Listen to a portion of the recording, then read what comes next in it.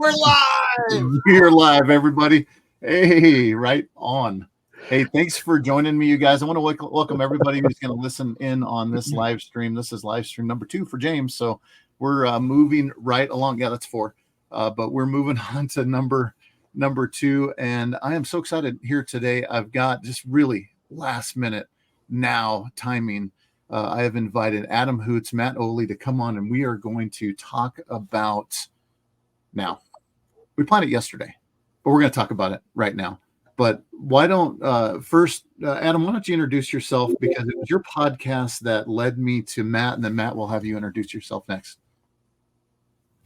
Certainly. What's up, y'all? I am Adam Hoots. The podcast is The Lean Builder, Hoots on the Ground with No Bullshito, where I ignorantly invited Mr. Ohley after reading a few of his stories on.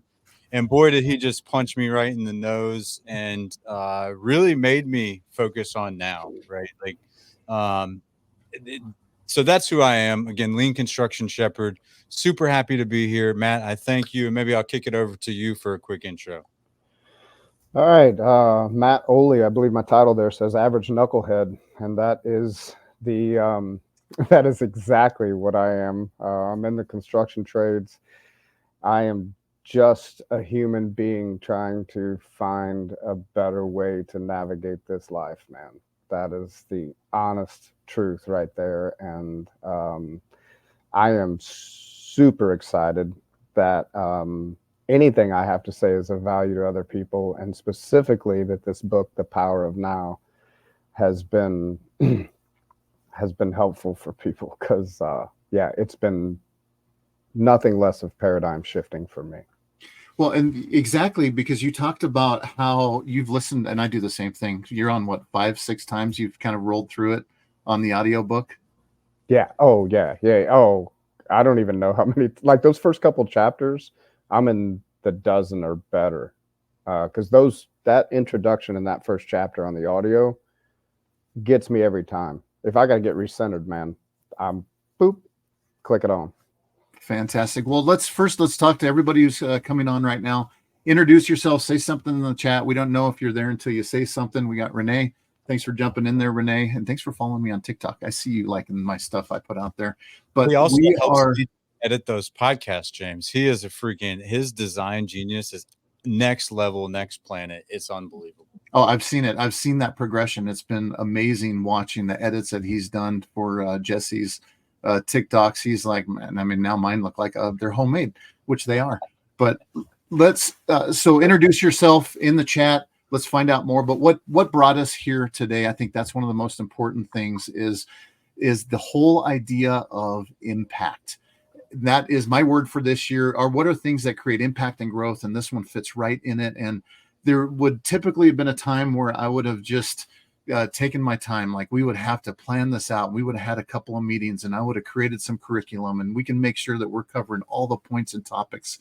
But right now, what we are seeing is this movement. Matt's called it out. He feels it stacking. We're going to talk a little bit about that when we get into what we are going to understand is the now. Now, as part of this podcast, is listen to Adam's podcast. Hey, boots on the ground. Matt, you're a construction guy, and you get the general, typically, I'm on the job, and I deal with this knucklehead, and I deal with this other knucklehead, and you got all that going on the job site. And then somewhere out of nowhere, Matt throws in this, oh, hey, do you mind if I throw this in here? And he talks about The Power of One by Eckhart Tolle. Never heard of it in my life. And he just kind of tossed it out. And Adam, great facilitator. He's like, go for it. I got you, babe. Just keep going. And then you went on and talked about it. And then it made me also dive into that book. And I'm sure with the reach of the Lean Builder, also others have done the same thing. And what you're talking about, Matt, is this movement. And this movement about being present fits the movement that's going on about mental health, which you talk a lot about in your posts.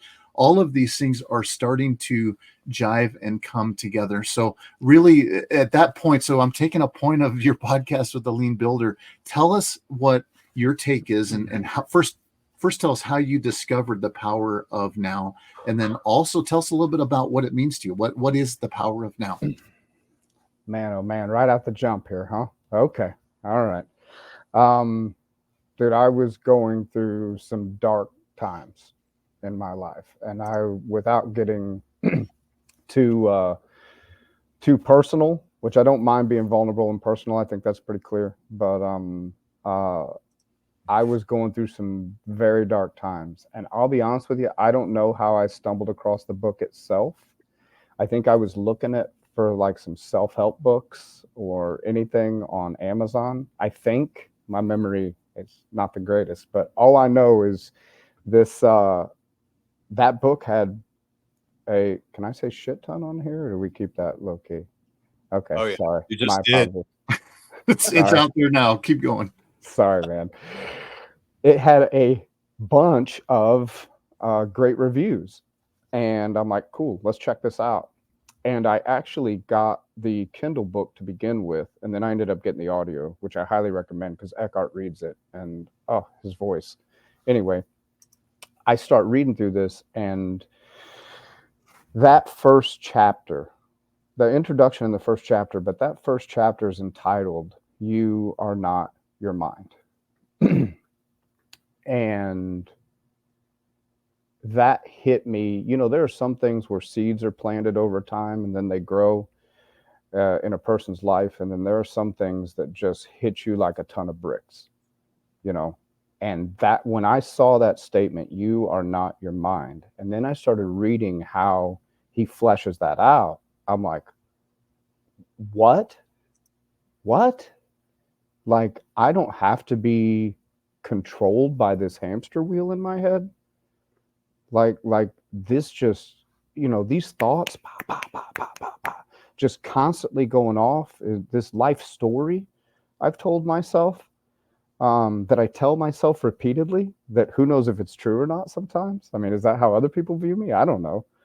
But it just, that's how I got introduced to it, was, and then I just couldn't get enough of it.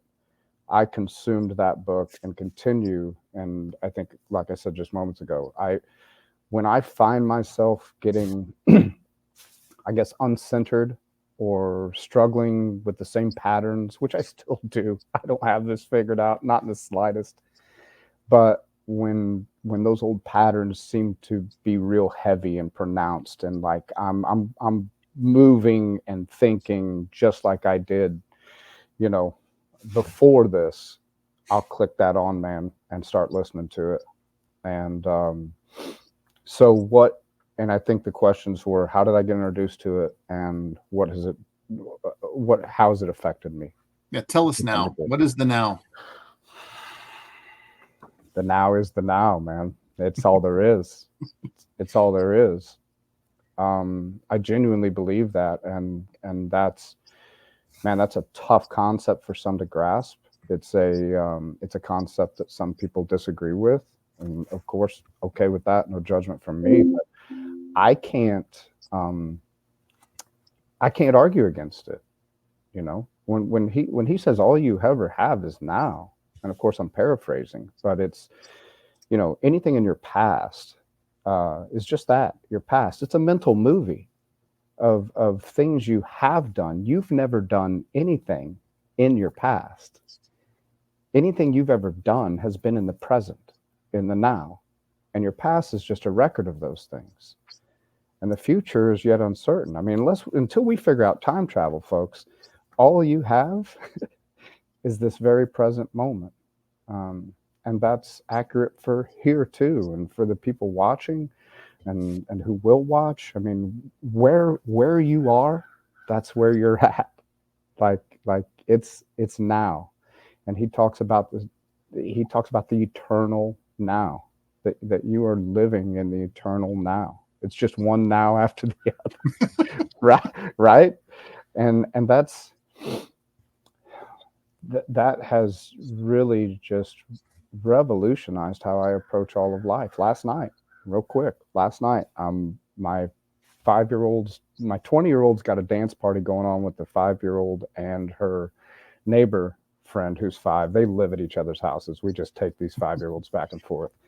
And I'm trying to do a few things that I needed to do, write some stuff and some different things I had going on. And I hear this dance party going on and them having fun. And I went, no, I'm done. Shut the computer. go sit out there with them, smile at the girls, clap them on. Hey, man, y'all are killing it. You know, Dance? I didn't dance. Oh, I do. I do I'm dance. kidding. I do dance, but I didn't. Not last night. But being present. So that's just one application of this, right? And I think it's applicable to all of life. But I'm like, why am I doing all this? My 5-year-olds and my 20-year-old are out there having a great this now. That's where I need to be. And be present. So, yeah. Well, thanks, Matt. And we'll have a tie into exactly how this affects our communication, because I think this is as much of a foundation to being a good communicator as it is also being a good foundation to living a good life. And so that whole idea of being in the now, all we have is the now. Those words seem simple, but it's going to connect with some people. And some people, it's like, oh yeah, I've heard it before. Because I've heard that, be present. I've heard that before, like more than once. But it didn't connect with me until you shared that whole concept, just like you did. And I tried to explain that to somebody at work. I was kind of telling them, hey, kind of what's going on. And I didn't do it as well as you did. You do a great job of explaining it. Maybe I need to listen to the book one more time. But Adam, you and I just kind of out of nowhere, I said, hey, let's do a live stream. I think I want to invite Matt on it as well too. And you're like, nah, I don't know about that. Because it had a profound effect on you. And that's why we're talking about it now, because we're all growing right now on this podcast, and it had a profound effect on you. And I think you're still working through that. I know I am. Like I think you're farther into it than I am, because at this point, I'm like, hey, this is a great idea. Like, tell us how it has had a profound effect on you. Okay. Thank you, James, for that awesome question, which is supposed to lead me down a vulnerability train that Jesse is chugging along on here. Thanks. Great question, James. Let me just, yeah. So I believe that most humans never get to what Matt just described. I love like the past are a bunch of previous nows, and the future are a bunch of next nows, and the only thing that you can do is control that moment. I think knowing and understanding that I'm not my mind is something special, because my mind, wow, goes in a lot of different directions, which causes me to not go in any of those directions. I believe the other thing that hit me really, really strong is like just accepting what is now, right? Like that acceptance piece of this. I'm thrilled to say that you think I'm a lot further along, James. I hate to break it to you that is not a good perception of reality of the now. And so I have started experimenting, and I will tell you, and I'm going to keep this relatively high level, knowing that the audience is millions and millions of people because of the awesome Uncommon Communicator podcast. I tried this last weekend, and I'm in construction, and I do a lot of working, and I've done pretty well in the construction field, right? Like I feel like I've got good systems, good feedback, good reinforcing and balancing loops that really help me to be successful in construction. But like so many of us, then I come home and I don't have those systems. I don't have that feedback. I don't have the balancing and reinforcing loops. And so I decided, well, I'm just going to try something different, right? I'm going to experiment last weekend and forced myself to be in the power of now, or to be in the now all weekend. And boy, was it powerful, right? Like in one weekend, I felt relationships change. I felt people more open. I felt, I just like people wanted to be around when I was living there. And that was really, really special. And I've talked about this before, possibly on the podcast. Like I have designed my life such that I'm getting the results that I'm getting. If I don't like some of those results that I'm getting, then I need to redesign or change some things. And the only way that you can change things is in the now, right? Like you can't change the future unless you live in the now, and you can't change the past whatsoever. And so to be present in the moment, I think what it does, and again, for me anyway, and you mentioned earlier, this is like the key to being a good communicator. Yeah, absolutely, 100%. Because when you're here in the present, in the now, it forces you to listen, right? Like now I'm listening, and boom, there's a thought gone, kick it, boot it out the door, right? What is happening right now in this moment, and how can it be effective? So, the impact on me has been amazing, Matt, and I greatly thank you for that. I hate you, Jesse. So, um, yeah. Let me just say this, right? You can't open up and be vulnerable if you are not now. So let's scuba dive a little bit here, James. How has this book impacted you? Let's see. Thank you for the handoff. I will grab the football. Maybe I can water ski as well too. I think that I can. This reminds me when I had Lance Furiyama on, and he turned the tables on me as well too. It's like, no, I'm facilitating here. Okay, I accept that. You feel free to deflect that and hammer me again. No, I'm good. And I'll jump. We have Adam for a short period of time because he has family commitments. So we're going to draw every bit of vulnerability out of Adam that we possibly can. I do want to. There is a comment for you in the chat. I just lost it. Let's see. Here it is. Good morning, Hoots, Lean Mean Kidney Machine from Jeffrey Smith. Yes, that's my dialysis buddy. He was my neighbor through a year of dialysis. And so, man, that you want to talk about helping me to get vulnerable, just seeing his beautiful face. He received a kidney about a month or two before I did and is doing well, having some of those problems. But yes, it's so good to see him. Thank you for that, James. Yeah, thanks for jumping on. Yeah, I appreciate it. And we'll get to the comments in a bit. But you did ask me a question. Nope, time out. Okay. His comment right there, right? Time to listen to that. Here, you want vulnerability? Dude, living in my now, I discovered this person that sucks. He's awful. He's terrible. He doesn't treat people the way he should. He, very, very young age, was manicured and put into this body of being Hoots, right? Like Hoots is this dude. He's the athlete. He's the guy. Like nobody can be on that level. And that's what everybody, look, Jeff Smith just called me Hoots, right? And it's easy to remember, but guess what? There's this dude, Adam, that preceded Hoots. And Adam Hoots is like a super special, caring people person who wants to make the world better, not just in construction, but at home. And so the power of now has really helped me to find Adam and put him more in the limelight, because this Hoots guy, yeah, he's great to a lot of people and people love that guy. But guess what? He sucks at being a husband. He's a terrible husband.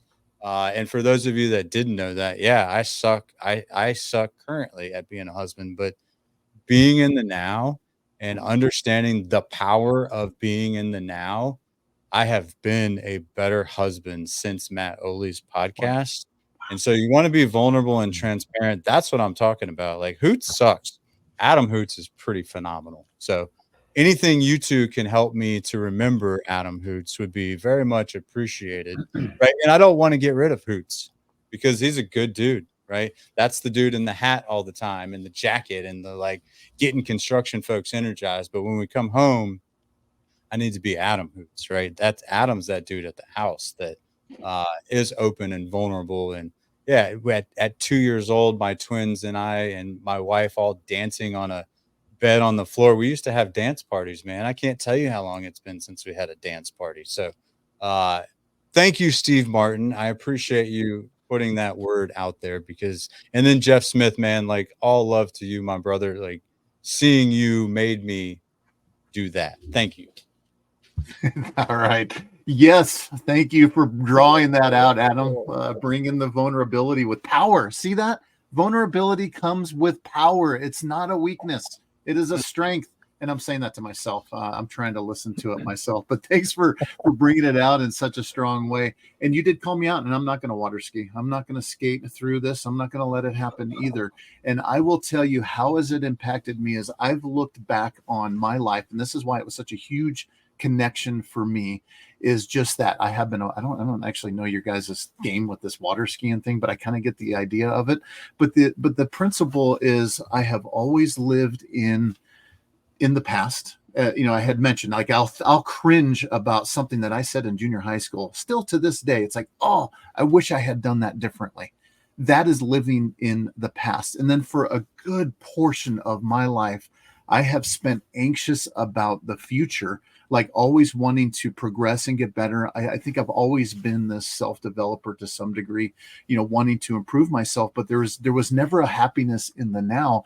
And narrowing it all down to what Matt is talking about, specifically about being in the now. And he's going to go into some practices that he does that also tie into what Tony Robbins does as well too. We just found out, we're stacking on top of that.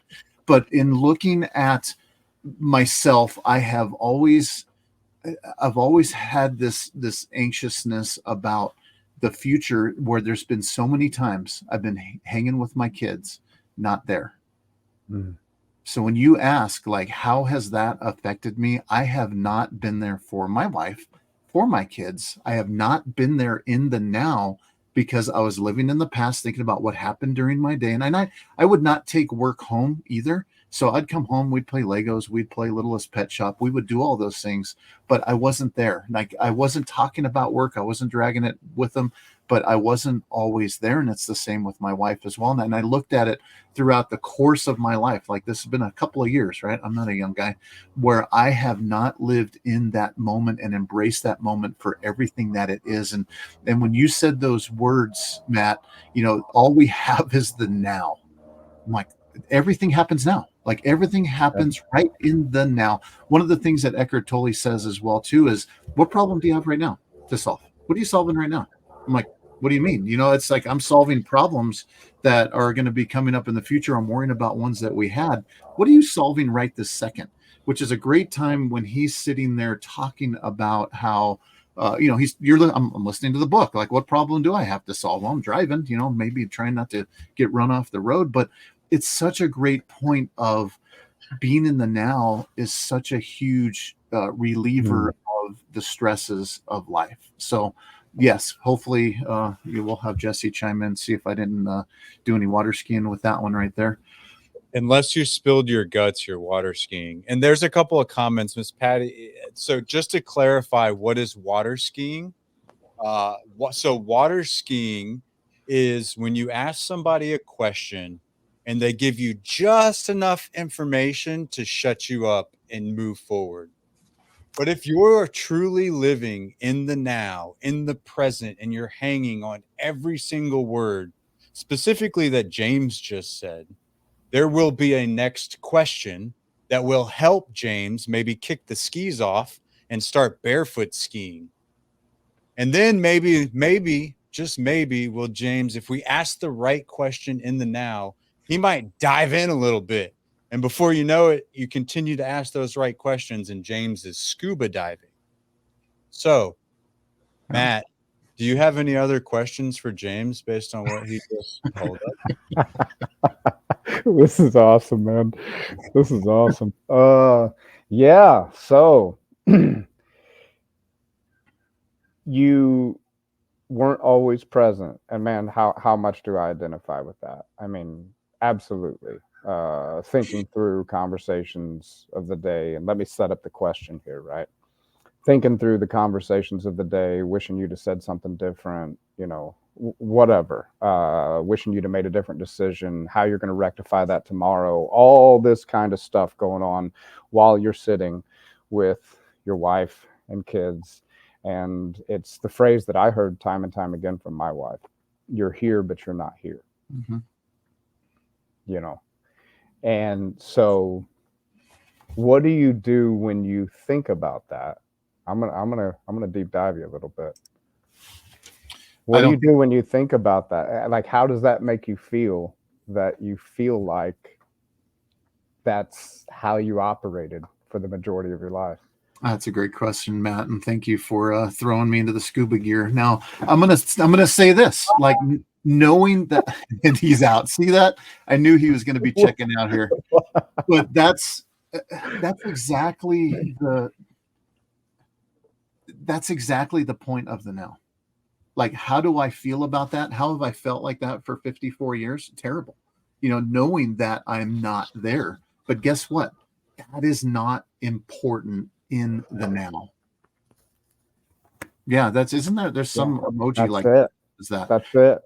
right? And so and I did. Now here's the whole thing, and I'm a big reflector. I do reflect on a lot of things. I had to think about that for a minute because you have to process it. But am I going to let that get me down? Not one bit. Because you know what I have right now? I've got 2 grown kids. I've got my wife sitting in the other room. And what do I have right now? I have right now. My tomorrow is made up of my nows. I mean, there's just really some mind-blowing stuff that comes from trying to process that. But it doesn't matter, because what I'm in right now is the most important moment that I can be in. So that's how that makes me feel. And that makes me, I think, stronger for that. And actually here's the whole thing. Eckhart Tolle is bringing about trying to gain a level of happiness. And we are most unhappy when we dwell on the past.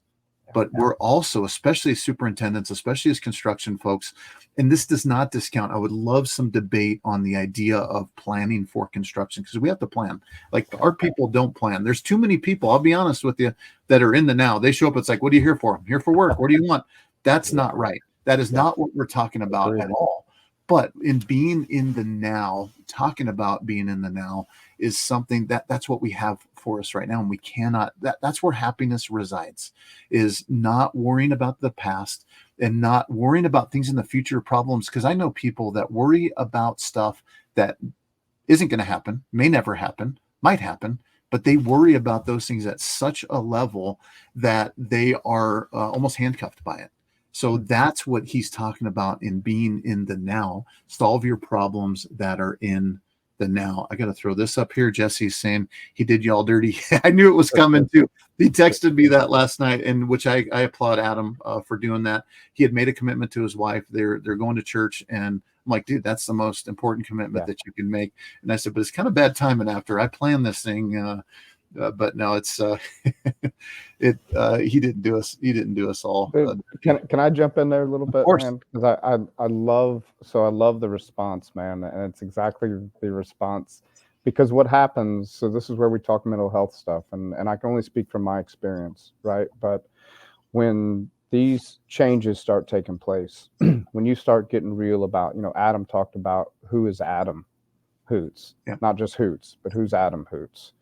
When you start sitting with yourself and getting real about who you are, and maybe how you've acted and with other people, and as you just mentioned, not being present. And then I asked that question, what's a bit of a leading question, and man, I yes, that's the same way, because once you start doing that, there's shame, right? That there is a sense of shame that comes, and that I have not treated people the way I needed to.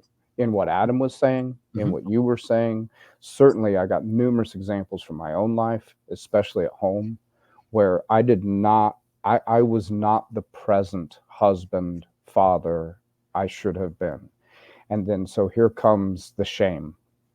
And Brene Brown, which I'm a huge fan of, Brene Brown's work, emotional researcher out of Austin, Texas, for anybody that doesn't know. She says the antidote to shame is empathy. And I think that ties in too with this power of now, because as you stated, and that's the same application I try to do, is that what can I do to change those past behaviors right now? Nothing. It doesn't mean I'm not culpable for them. It doesn't mean that I don't owe amends for those in whatever way that I can.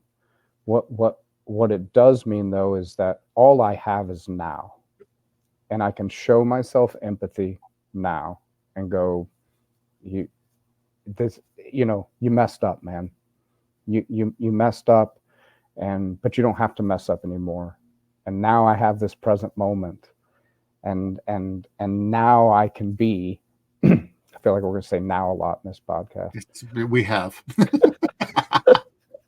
But like that's where the changes are made, man. And you talked about it too. You know, how do you plan for the future, and whether that's in home, whether that's at home, whether that's in your trajectory throughout your career, whether it's the career itself, you know, as in construction, we have to plan. You know, man, and it's funny how little seeds have been planted along the way for me. I was seeing a therapist sometime, I would say mid-late 20s. And I remember one of the things that he helped me with as I was struggling with with just life in general, is he said, ask yourself the question, when your mind is going off on all these things, ask yourself the question, what can you do about this right now? Like, and this seed was planted 20 years ago or better. And it always kind of stuck with me, but I don't know that I really understood, or at least understand how I do now, how that can be applied. And there's been several things along the path that now that I've been introduced to this book and the concepts in this book and other books that really, that this thread of presence runs through, right? Now that I've been introduced to these things, there's all sorts of stuff that I remember picking up along the way that resonated with me that are now coming together. You know, I believe you posted a quote by Seneca. One of my favorite quotes just of all time is by Seneca. And he says, the fool, besides his other faults, has this: he is always getting ready to live. He's not living now. Yep. He's always, you know, and then apply that to our modern age here, right? And it's, man, once I make this next career move, then I'll be living. You know, once I get this next promotion, or once I'm able to purchase this house I want to, or once I have a certain amount in my bank account, or, you know, there's this, and there's always this striving to get to a certain place where you'll be living, where you'll have it. And Seneca says the fool, besides his other faults, all the other faults they all have this one fault in common. They're always getting ready to live instead of living right now.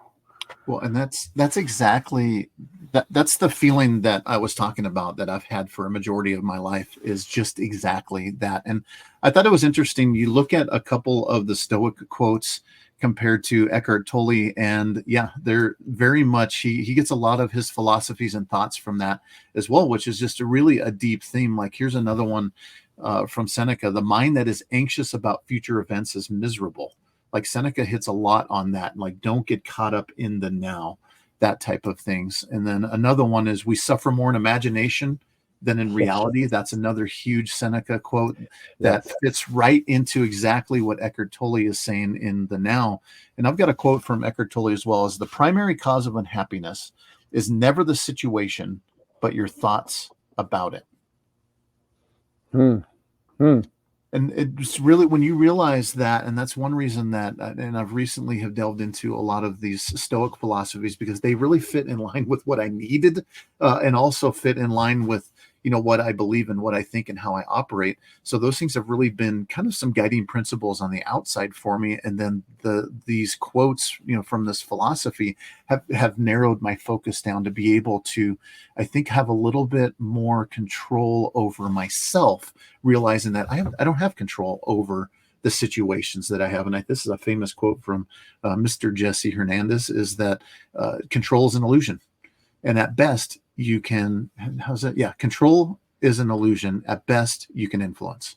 And with that idea, and that fits right along these philosophies as well too, is that control is, it's an illusion to think that you can control it. But then on the one step further than that is, why let your circumstances control you? Because if you look at that, it's everything that happens in your mind. And thank you to Matt Ohley for funneling this all together in, it all happens in the now. So those are just some thoughts that are, we talked about stacking a little bit earlier before we had jumped on this. You just like, things are stacking together. I don't know what's going on. There's a movement.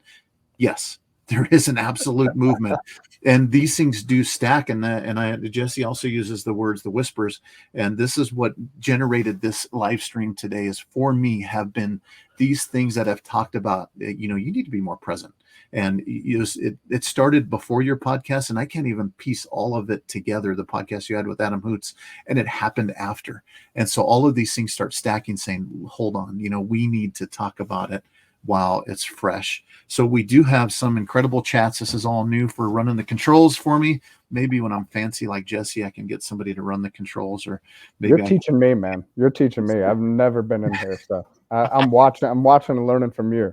Well, and we're gonna have to go back because there's a ton of comments. So we've got a lot of stuff rolling in here. It looks like I'm only seeing LinkedIn comments, so this is all new for me. I gotta jump in. I don't know James Campasiano. Do you know him?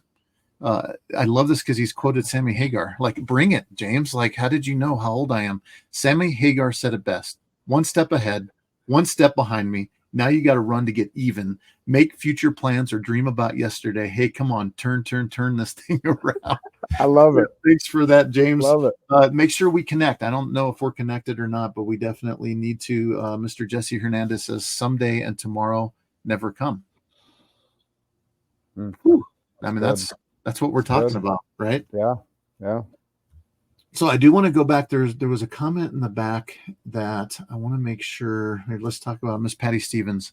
And do not be focused on what you plan to say next as a manager. Very important. This goes to the communication side that we're going to talk about.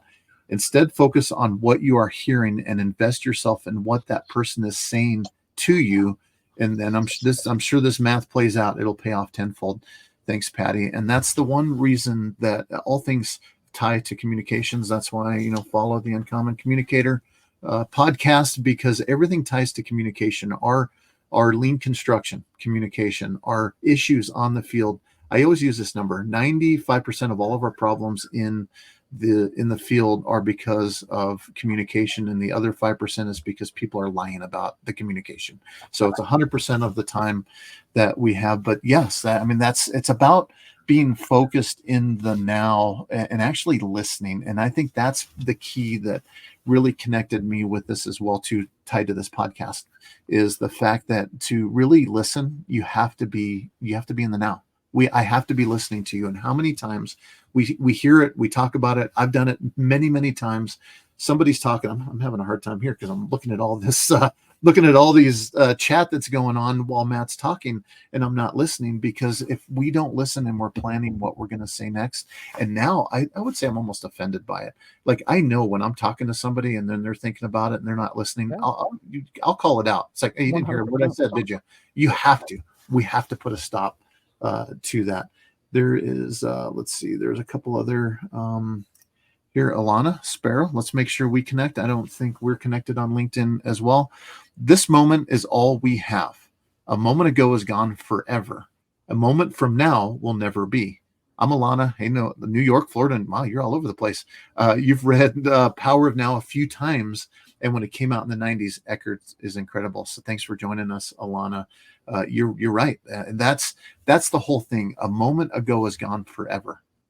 That's just mind-blowing to think, like, what we just talked about 38 minutes ago is gone forever. Although now recorded and on LinkedIn and available on YouTube. Subscribe and follow my YouTube channel. Get me up over 5 followers, and then I'll be a happy person for that going into 2024. All right. We also have Jason McHewitt. Jason, thanks to your business owner of Top Notch Grading. So shout out to you, one of our subcontractors for, so he's in Central Florida there. So thanks for joining us in Denver. I appreciate you coming on. You're a superintendent, but most importantly, a husband and a father. That is so true to all of us, is we are so much more than we are at work. And I would say for most of my career, I have spent the time defining myself. It's like, hey, who are you? I'm a superintendent. I'm a millwright. Yeah, you as well. So tell me more about that. Oh man, that is so accurate, so true. And I think so many of us are in that space. And I have conversations with guys frequently in the field, and I know that's where they're at. And when opportunity provides, I try to steer them in another direction. But that is how we define ourselves so much. If you would have asked me the question, and I think I said this on Hoots' podcast, but I repeat a lot of stuff. That's how humans learn, repetition, right? If you would have asked me who I was, matter of fact, and I noticed this when I re-listened to the podcast with Hoots when it finally came out. His first question to me was, tell me a little bit about Matt Ohley. Yeah. And you know what I did? I went into my construction career. Yep. I did exactly that. I said, well, I started out in residential concrete and blah, blah, blah, blah, blah, and walked through my career because that's how I've defined myself. When you start getting serious about being present, and when you start getting present, let's say specifically with yourself, you can talk about communication, you can talk about presence with other people, so important. And I applaud what you said there, right? When you're communicating with other people, being present with them, and there's all sorts of things this applies to. But when you start getting present with yourself, that's a game changer. It's scary. It's scary though. It is. Isn't it? Because then I've never done one, but they talk about these deprivation tanks.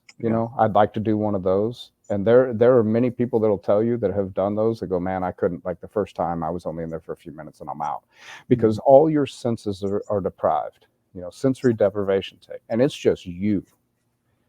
But now I can't wait to do one now.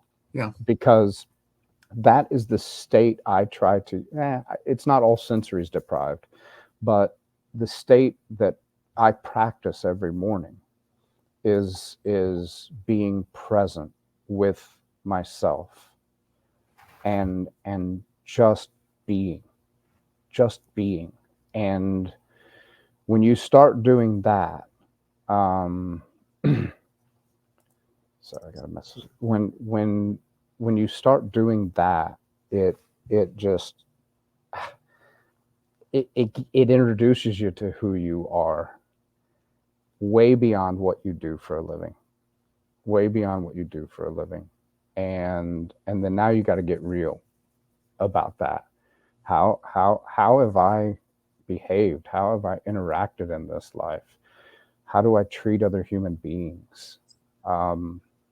Just mind-blowing, really. Well, let's talk about that practice, because that idea and of this, of you kind of center yourself, and you've mentioned in the past, so I don't think I'm throwing anything out there that's not there. You might have a little bit of attention deficit, possibly. Did you mention that? I don't want to, I don't want to speak for you, but the idea is the mind is always rolling, right? It's always racing, and you have found a practice that ties right into what Eckhart Tolle is talking about, which is centering yourself.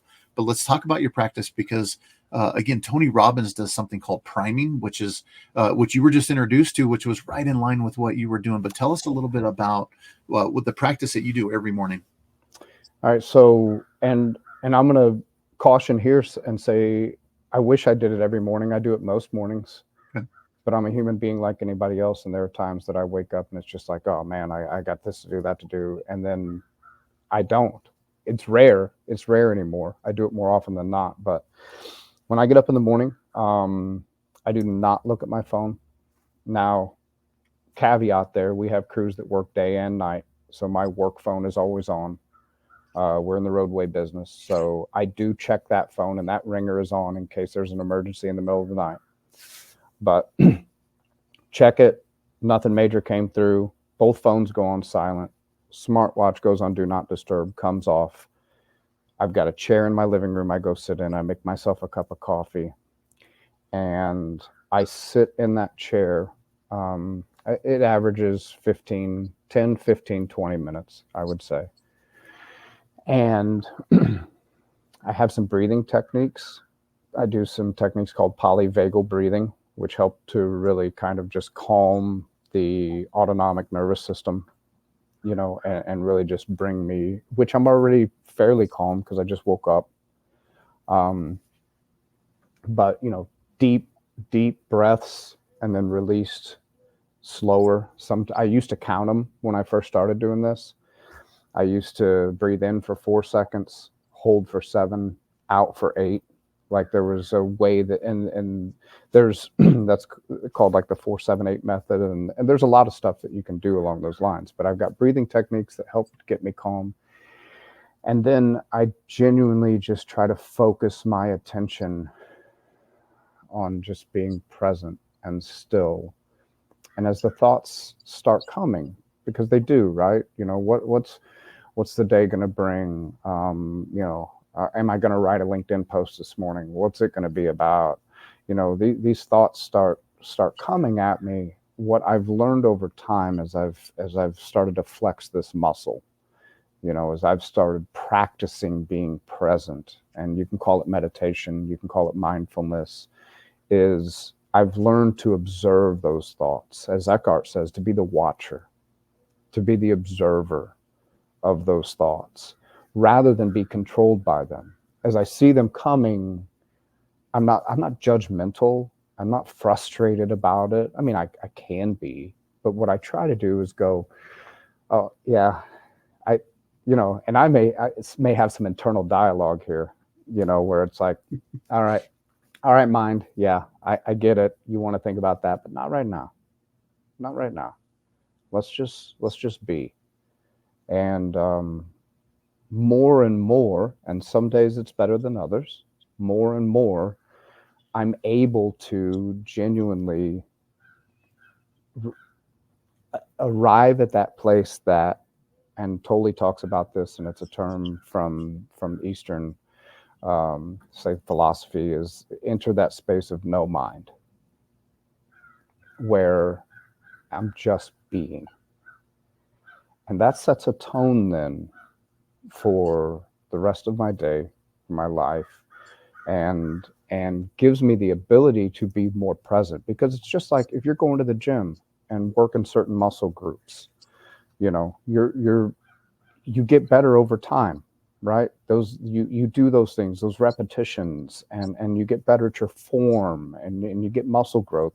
It's the same with this for me. The way I see it is the more I practice being present with myself in the morning, the better I am at being present then throughout the day in whatever aspect.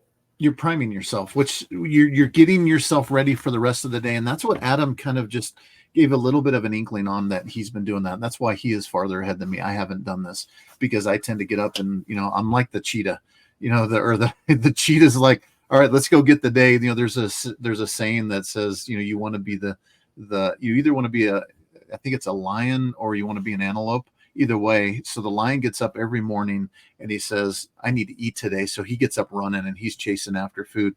And then the antelope gets up every morning and says, I need to outrun the fastest lion today to be alive. So either way, be the lion or the antelope. But anyways, it's that point where I want to take that time, and I really applaud you for that. Whether it's every day or not, it's probably every day that you need it. And when you do that, I think there's a lot of value to that. And that's something I think for our listeners to take in and really understand, that this is a practice that's needed in our society now. When you say there's a movement, and I pulled up Miss Patty Stevens' quote there, being mentally and physically present in the moment is so very challenging in our social media centric, digital device focused world. Unplug, be present. This happens only once. Thanks, Patty. And those are deep thoughts, because that's exactly in line with what is going, like, very much distracted. You know, I'm on LinkedIn, I'm on TikTok, I'm on Instagram, you know, all of these, Facebook, barely. I mean, my age dictates that I should be on Facebook, but all of these things take and distract our time from what is being and happening in the now. And it's so hard for us. And so I think to have this as a practice going into 2024, to really take those 5 minutes, I definitely want to do that hyperbaric chamber, or that sensor. I want to do that now that we've talked about it. I've been in a room. It was on a project 30 years ago at who's the copier company, Xerox. They had a room that had these cones. It was like a super silent room, like no sound escaped this room. It had these kind of big black, you know, foam combs in there, and you walk in there and you can practically hear the blood flowing through your brain, because it's so incredibly silent in there. And there are people that have gone through those type of sensory things where it can almost drive the mind nuts. But what we find in our world today is there's always something going on in the background.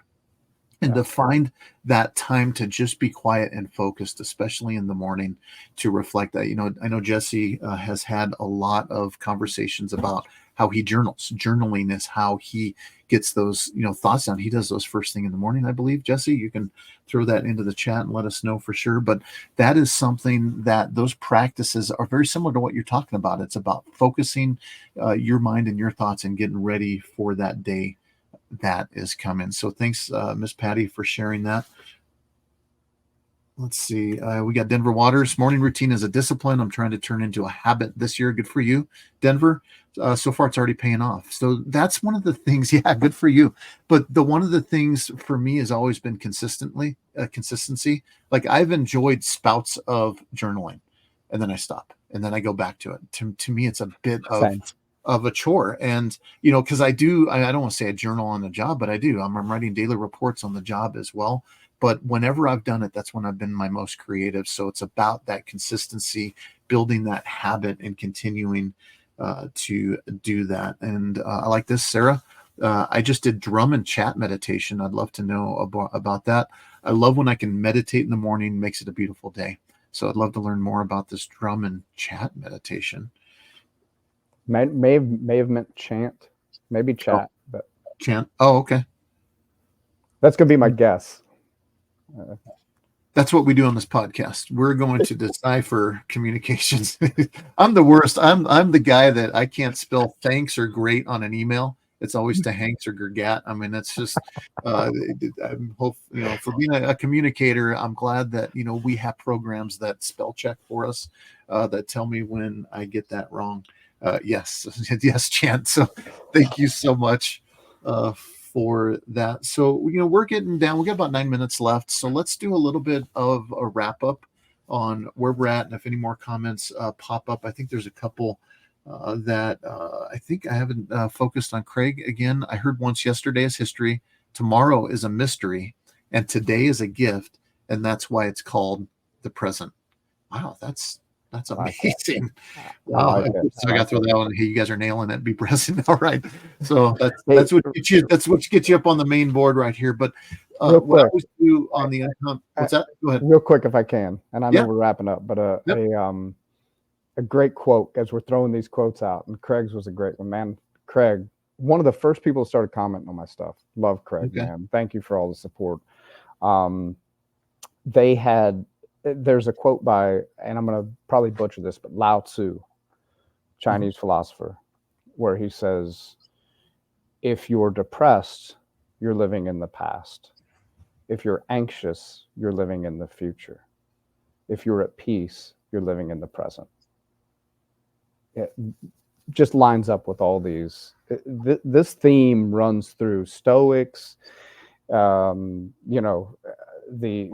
early Christianity, Eastern philosophy. Philosophy. This theme runs through so much. Yep, and I popped Steve Martin's up there too because it fits right into what you're saying. He quoted Matthew 6:34. Therefore, do not worry about tomorrow, for tomorrow will worry about its own things. Sufficient for the day is its own trouble. And if you listen to the book, which again, it does get, for me, it's a little bit out there on the enlightenment consciousness side, but he ties them to biblical things, which are all in that same principle of why are you worrying about tomorrow? Worry about, the things that are in today. And there's a couple of other quotes that he gets in there that talk about, you need to be in the now. The kingdom of God is now.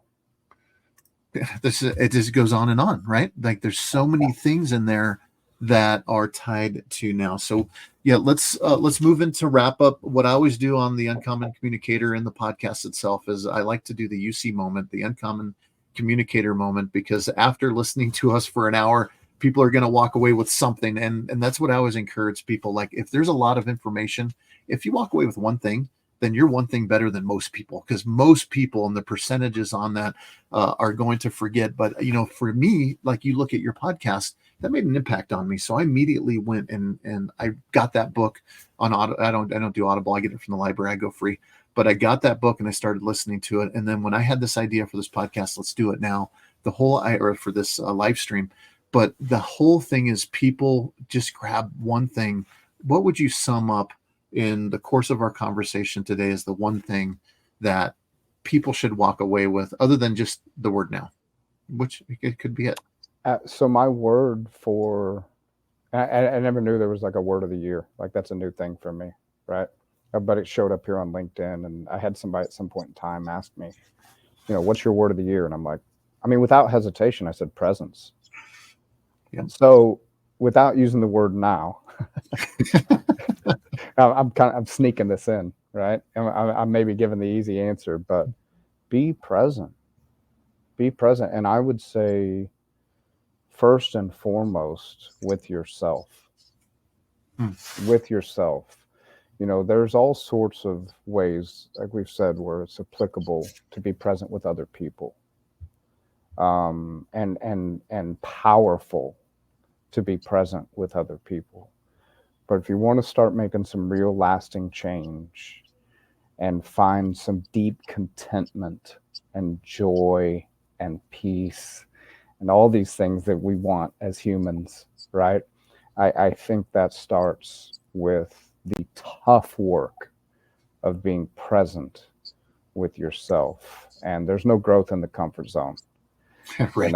You're going to be very uncomfortable at first doing it. And that's a Jocko quote, right? There's no growth in the comfort zone. Yeah, exactly. No, but you're going to be extremely uncomfortable at first, but it is going to facilitate growth in you that you can't imagine. Okay, I love that. Yeah, being present. I liked how you didn't use the word now. You could have. I would have let you. But the idea is being present now, and I think that is. I think it's great. Yeah, and I've been doing the one word. I do two words, but the idea is presence. When this started bubbling around, I thought, oh man, am I going to change my word? Am I going to course correct? It's not even. I'm 2 weeks into the year. It's just typical, right, of resolutions. But no, this is additive to my growth and impact, and you're making a huge impact. And so that's what I want to do in the last few minutes is how can people get a hold of Matt Ohley? Matt Ohley's all over LinkedIn. Are you on any other socials, and how can people connect with you? LinkedIn is it. I shut down all my social media last May and then just showed up on LinkedIn. And that's it. That's the only place I'm at right now. That's where you're at right now. You are now on LinkedIn. Well, that's great. Yeah, and I highly recommend everybody connecting with Matt Ohley. Connect with him on LinkedIn, message him, interact with your posts, because those are the things that also drive it to other people. Now, there's people that sit around like, oh, how am I going to promote myself? It's not about that. It's about if people comment on your stuff, if they share your stuff, more people get it, more people are impacted by it. And just kind of closing out on that as well too. I've been drawn to, as the communicator, you're very poetic in how you write your posts, and I saw Adam jumped right in on that as well too.